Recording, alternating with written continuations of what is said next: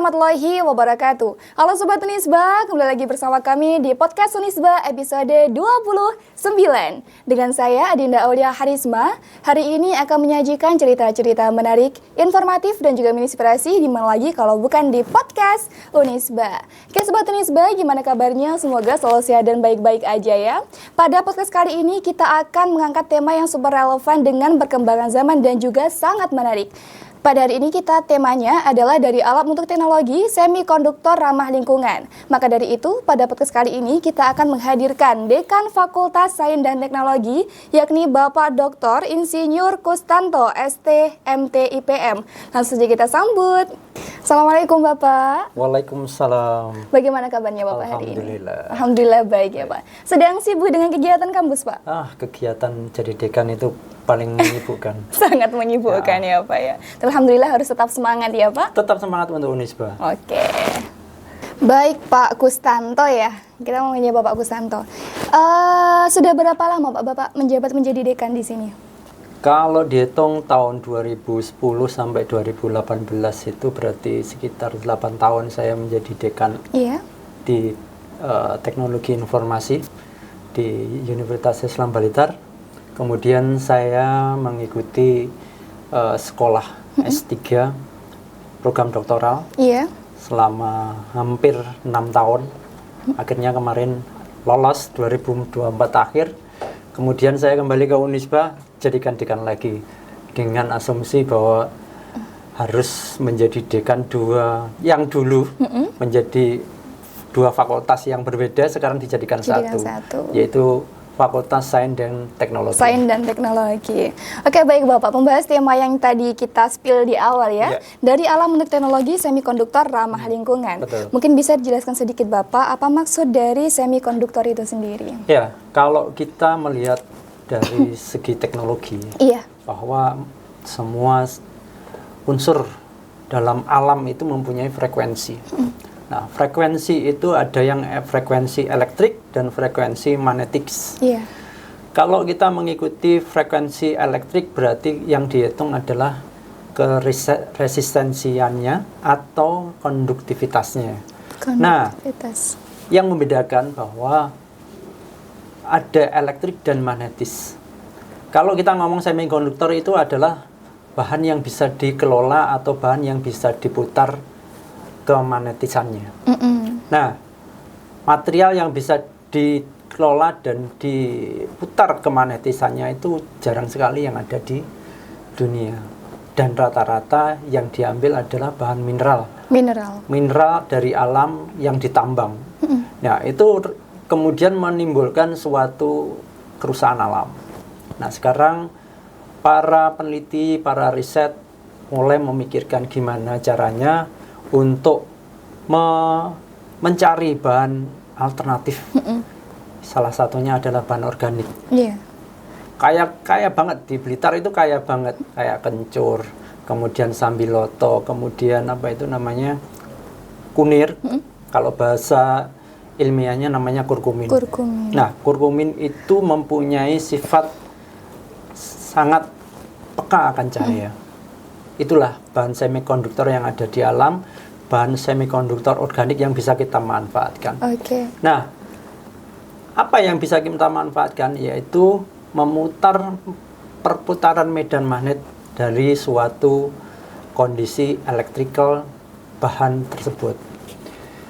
Kalau kita putar sekitar mungkin 45 derajat, dari yang resisten akan menjadi konduktif. Nah, bahan yang konduktif yang sebelumnya resisten menjadi konduktif itu menimbulkan bentuk lain, yaitu kapasitas energi yang bertambah. Baik Bapak, mungkin bisa dijelaskan sedikit kepada Sobat Unisba ya. Tadi kan Bapak menyebutkan ada konduktif dan juga resisten. Perbedaan resisten sama konduktif itu Bapak? Resisten itu sifat keras. Kalau konduktif itu sifat lunak. Secara teknis bahwa resisten itu tidak bisa dialiri oleh yang namanya listrik. Kalau bahasa teknisnya itu tidak terjadi transport elektron. Kalau konduktif itu adalah sifat yang dia sangat mudah transport elektronnya. Jadi kalau kita kesetrum itu berarti sifat konduktif. Yang bekerja. Kalau kita sekarang memegang gelas ini aja, dan kita tidak merasakan suatu getaran energi, getaran energi itu termasuk listrik itu, maka itu dinamakan resisten. Iya. Berarti ada tidak lagi, menghadirkan listrik ya, Pak? Ya, ada lagi ini contoh. Contoh kalau kaum perempuan ya, wanita-wanita kan suka pakai yang namanya emas. Oh iya. Emas itu kalau di bahan listrik itu sangat konduktif. Kenapa laki-laki itu tidak boleh memakai emas? Karena salah satunya dia sifatnya sangat konduktif. Kalau perempuan ada regulasi dalam 1 bulan sekali itu pembuangan hormon-hormonnya lewat bulanan itu. Kalau laki-laki tidak bisa. Kalau itu masuk ke dalam sel-sel tertentu di dalam tubuh kita, maka terjadilah konduktivitas yang melebihi kapasitasnya. Akhirnya apa? Banyak yang terjadi kanker di situ. Karena sifat konduktif yang terserap dalam tubuh. Jadi sifat konduktif itu ada baiknya dan ada juga tidaknya. Kira-kira gitu. Baik Pak. Kalau dari judul tadi ya Pak ya, menurut Bapak sendiri apa hubungan antara alam dan juga semikonduktor itu? Kalau kita sebenarnya di dunia ini sangat banyak sekali Tuhan itu menciptakan bahan-bahan yang bisa kita manfaatkan. Salah satunya itu bahan-bahan semikonduktor. Itu tadi di awal saya sudah jelaskan bahwa bahan semikonduktor kalau sifat gelombang magnetnya itu diputar, kalau gini, medan magnet itu ada medan magnet utara dan selatan, atau medan magnet kutub plus dan kutub negatif. Kalau itu diputar sedikit aja, 45 derajat, akan menimbulkan suatu bentuk yang namanya dari resisten menjadi konduktif. Nah, sekarang kenapa tidak kita manfaatkan bahan-bahan organik yang jelas-jelas sebenarnya juga bisa? Kalau bisa kita manfaatkan. Contohnya kalau kita lihat ya, kenapa si kurkumin itu mempunyai sifat elektrikal? Karena dia mempunyai sifat yang peka akan cahaya. Kepekaan cahaya itu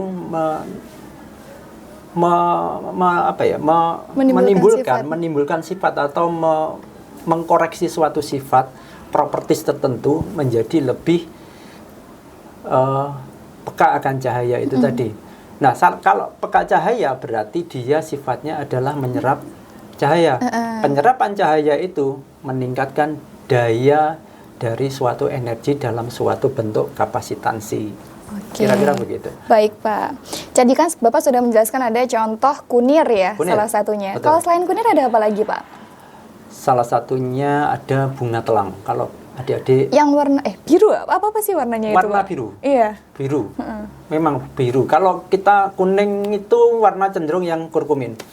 Kalau bunga telang itu biru. Sama-sama peka akan cahaya. Tapi kepekaan cahayanya lebih yang kurkumin daripada bunga telang. Tapi ada sifat tertentu dari bunga telang itu yang bisa kita manfaatkan untuk digabungkan, contohnya dengan yang namanya arang aktif. Sebenarnya arang itu kalau arang biasa belum diaktifkan maka dia cenderung seperti arang. Tapi kalau sudah diaktifkan, dia bisa dimanfaatkan untuk berbagai macam kebutuhan. Contoh, pernah dengar kan kalau sekarang itu ada bodi mobil pakai yang namanya karbon. Nah, itu terbuat dari arang aktif. Arang yang diaktifkan. Kenapa yang diaktifkan? Arang yang dihilangkan unsur OH-nya atau oksigen hidroksil. Nah, di situ yang dihilangkan. Akhirnya kalau itu dihilangkan, sifat resistennya menjadi lebih tertekan. Kalau tertekan akhirnya lebih konduktif. Jadi sifat konduktif semua material yang mempunyai sifat konduktif itu bisa kita manfaatkan untuk apapun. Contohnya itu tadi, mobil terbuat dari karbon, arang aktif ya arang tadi aktif. ya. Gitu. Baik Pak, tadi kan Bapak di awal juga sudah menjelaskan bahwa kalau semikonduktor terbuat dari bahan-bahan banyaknya mineral tadi ya Pak, Mineral. dan itu menimbulkan banyak sekali efek negatifnya. Ya. Ngaten. Kalau dilihat dari sisi negatifnya Pak, salah satunya apa? Itu tadi emas. Emas itu adalah bahan semikonduktor juga. Iya. Bahan semikonduktor yang mempunyai sifat konduktif. Makanya emas itu mudah luruh. Betul ya? Iya, benar-benar. Kalau selalu kita pakai, emas itu akan turun gram-gramannya. Itu tandanya Begitu. bahwa dia mempunyai sifat luruh. Oke. Kalau kepengen nggak luruh, coba kita pakai yang namanya besi. Iya, besi. Iya kan? Kenapa kok nggak pakai besi aja? Gitu? Iya. Nah, dia sama-sama sebenarnya kalau kita lihat mempunyai sifat konduktif. Tapi kita kembalikan lagi bahwa sifat emas itu lebih tinggi keluruannya, berarti mempunyai sifat konduktif lebih tinggi daripada si besi. Berarti kalau semakin mudah untuk larut, maka semakin besar pula sifat konduktifnya. Makanya si kurkumin itu mudah luruh. Oh. Mudah luruh lah salah satu bentuk sifat dari semikonduktor. Oke. Kalau tadi kan Bapak juga sudah membahas yang menggunakan bahan organik sebagai salah satu pengurangan dari dampak negatifnya tadi ya Pak. Iya. Dampak positif dari sisi lingkungan, penggunaan semikonduktor dari bahan organik Pak. Ya, kalau kita lihat bahan semikonduktor yang dari organik yang Iya. sekarang kita lagi teliti ya. Iya. Dan insya Allah kita mohon doanya 1 bulan lagi kita ikut kompetisi nasional bahan-bahan gimana kita membangkitkan suatu energi dari bahan-bahan yang paling murah. Nah, Keren. itu menarik sekali. Ya, dari arang dan kurkumin itu bisa kita bangkitkan energi itu. Caranya gimana? Caranya salah satunya kita pakai yang namanya energi panas. Energi panas bisa kita ambil dari matahari, dari api.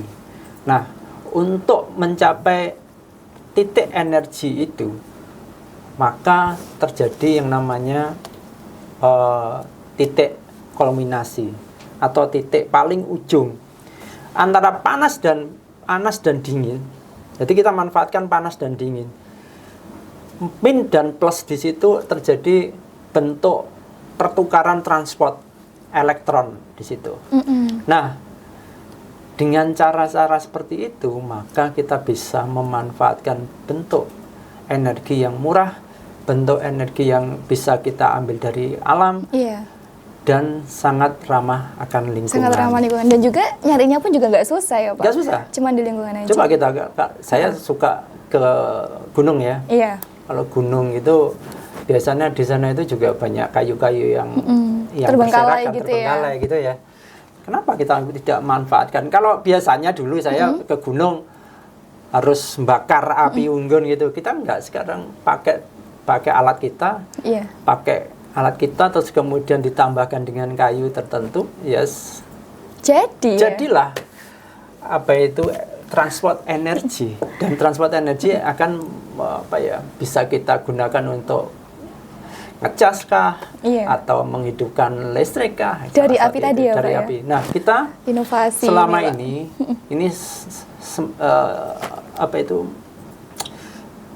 terakhir kita itu bisa membangkitkan energi 40 volt kemarin itu. Tujuan kita sampai 100 volt, tapi masih banyak kendala. Iya. Nah, tapi nanti dalam waktu tertentu lah kita itu terus pengennya itu terjadi pengembangan. Amin. Salah satunya sampai 100 volt pembangkitan energinya. Iya. Gitu. Maka perlu pentingnya inovasi ya Pak sebenarnya, memanfaatkan bahan-bahan alam yang ramah lingkungan, tidak sulit untuk dicari juga. Betul. Tapi Jadi, ternyata bisa rekreasi. Kalau Mbaknya lihat di jurnal saya itu saya kembangkan adalah kurkumin dan karbon aktif dengan C60. Di situ salah satunya pengembangan yang paling dasar ya. Pengembangan yang paling dasar dulu pernah saya buat dan ternyata bisa masuk dalam jurnal internasional Q1. Salah satunya di yang namanya case study itu. Case study. Baik, mungkin nanti Sobat Sunisba yang sedang butuh referensi ya Pak ya, bisa nanti langsung cek jurnalnya Pak Kustanto di mana Pak tadi? Case study chemical Case engineering. study chemical engineering. Baik. Ini kayaknya cocok untuk mahasiswa teknik ini Pak. Sangat relevan ya Pak ya. Baik Bapak. Apakah ada contoh produk yang sudah menerapkan semikonduktor berbahan organik ini? Nah, salah satunya di tempat kita ini sekarang ini ya. Iya, di tempat sini. Tempat sini itu ada lampu-lampu ini semua ada bahan-bahan tertentu itu ngambilnya dari bahan organik alam. Jadi sekarang LED rata-rata itu sudah dikembangkan ke arah bahan-bahan organik yang dipakai. Bahan intinya ya, bahan intinya itu adalah dari bahan-bahan organik yang kita pakai sekarang. Makanya bahan LED itu bisa kita perkirakan kapan dia akan mati. Bisa kita perkirakan 8.000 jam seumpama. Itu bisa kita perkirakan karena kita menggunakan bahan-bahan organik. Baik. Apakah Bapak sudah melakukan riset terhadap semikonduktor organik ini Pak? Sudah. Berapa lama Pak? Ya, semenjak saya pulang dari S3 itu sampai sekarang sekitar 6 bulan ini kita sudah mengembangkan 2 alat ya. Dua alat, satu bahan semikonduktor yang digunakan untuk photovoltaik. Terus kemudian yang satu menggunakan bahan semikonduktor untuk digunakan membangkitkan energi listrik lewat material es dan material panas itu tadi. Material panas. Baik Pak. Ketika Bapak melakukan riset atau apa tadi namanya? Penelitian itu ya Pak. Nah, apa tantangan yang harus dihadapi ketika melakukan itu Pak? Apakah ada kendala-kendala dalam melakukan itu? Ya, memang kalau di Indonesia itu rata-rata alatnya sangat minim ya. Minim sekali. Kalau kita lihat dibandingkan di luar negeri sangat canggih-canggih banget. Nah, gimana pun kita harus pandai-pandai memanfaatkan apa yang ada di sekitar kita. Memang kadangkala kita harus ke universitas lain, terutama di Brawijaya, yang lumayan alat-alatnya itu lumayan lengkap, lumayan. Tapi lebih lengkap lagi kalau kita menggunakan alat-alat itu di luar negeri. Itu sebenarnya sudah cukup. Dan itu menjadi tantangan bagi kita. Tapi kedepannya jangan kita itu terlalu berasumsi bahwa harus tergantung dengan alat atau tergantung dengan laboratorium. Gimana caranya kita mencapai suatu kondisi dengan memanfaatkan apa yang ada, keterbatasan itu dengan semua keterbatasan kita bisa meneliti terhadap sesuatu yang lebih mendalam. Kalau gini, ada perbedaan antara S1, S2, dan S3. Kalau S1 itu memanfaatkan metode. Kalau S2 itu mengembangkan metode. Kalau S3 itu menciptakan metode. Nah, perbedaannya di situ. Jadi kalian mahasiswa atau yang sarjana itu adalah memanfaatkan metode. Kami yang S3 itu adalah menciptakan metode. Iya. Baik, Pak. Mungkin bisa di-spill sedikit, Pak. Tadi keunggulan masing-masing keunggulan dari semikonduktor. Tadi saya belum sempat tanya ya. Organik sama anorganik. Masing-masingnya. Kalau organik itu bisa kita kelola manajemen. Contohnya itu tadi. Keuangannya ya, lebih bukan. Lampu itu bisa kita perkirakan. Itu yang organik. Yang organik. Tapi kalau anorganik memang mempunyai kemampuan lifetime yang lebih panjang daripada yang organik. Tapi kembali lagi, kalau anorganik akan menimbulkan kerusakan lingkungan. Kalau organik itu jauh dari kerusakan lingkungan. Kira-kira seperti itu. Berarti lebih ke ramah lingkungannya itu tadi ya Pak ya. Dan juga peduli bersama sekitar, maka manfaatkan yang ada saja begitu. Baik Pak, melihat potensi bahan organik sekitar ya Pak ya. Apa mimpi Bapak sendiri terhadap semikonduktor ramah lingkungan ini Pak? Ya, jadi harapan kami sebagai peneliti masyarakat itu lebih peduli dengan lingkungan, lebih memahami lingkungan. Siapa lagi kalau enggak kita yang peduli? Karena apapun kalau bahan anorganik itu digunakan terus-menerus dan digali terus-menerus, maka kita akan kekurangan energi, dan kekurangan energi itu akan menimbulkan kerusakan lingkungan yang lebih parah. Pasti akan habis juga ya Pak kalau itu. Betul. Baik Pak. Baik Sobat Unisba, tidak terasa tadi kita sudah membahas banyak ya Pak tentang semikonduktor organik dan juga anorganik tadi. Mungkin sebelum menutup podcast ini Bapak bisa disampaikan sedikit pesan atau quotes untuk Sobat Unisba yang sedang menonton. Iya. Baik. Bagi teman-teman mahasiswa di lingkungan Universitas Islam Blitar, terus berjuang, terus mengembangkan diri, terus berkreatif, terus mencari sesuatu yang bermanfaat bagi masyarakat. Karena dunia ini butuh kalian. Dunia ini butuh yang namanya kreator-kreator muda. Pikiran-pikiran kalian sangat dibutuhkan untuk kita, untuk dunia ini, untuk pengembangan dunia ini, untuk ilmu pengetahuan dunia ini. Maka saya mendorong teman-teman untuk berkreasi ke depan, lebih positif dan lebih merdeka. Wah, luar biasa sekali quotes Bapak hari ini ya. Untuk Sobat Unisba, jangan menyerah, tetap semangat, merdeka. Merdeka di sini berarti memerdekakan pikiran kita untuk selalu berinovasi terus-menerus, jangan mengekang ya Pak ya. Begitu. Tetap merdeka ya teman-teman, pikirannya dibuka, jangan stuck di pikirannya itu ya Pak ya. Baik Bapak, tidak terasa telah kita bahas banyak sekali insight-insight tadi Pak tentang semikonduktor, tentang inovasi-inovasi yang bisa dikembangkan, dan ternyata semikonduktor itu tidak hanya terbuat dari bahan anorganik saja, ternyata bisa memanfaatkan lingkungannya ada, yakni dari bahan organik Bapak. Terima kasih kami ucapkan kepada Bapak Kustanto atas waktunya sudah hadir di sini, dan juga terima kasih kepada Sobat Unisba yang sudah menonton. Jangan lupa untuk selalu like, share, dan subscribe video kami, dan juga buat teman-teman yang lagi sudah menonton, jangan lupa untuk nanti yang tertarik berinovasi di bidang teknik Bapak bisa langsung mendaftar di Fakultas Saintek. Nanti bakal ketemu Bapak Kustanto ini. Akan dibimbing terus untuk berinovasi lebih ya Pak ya.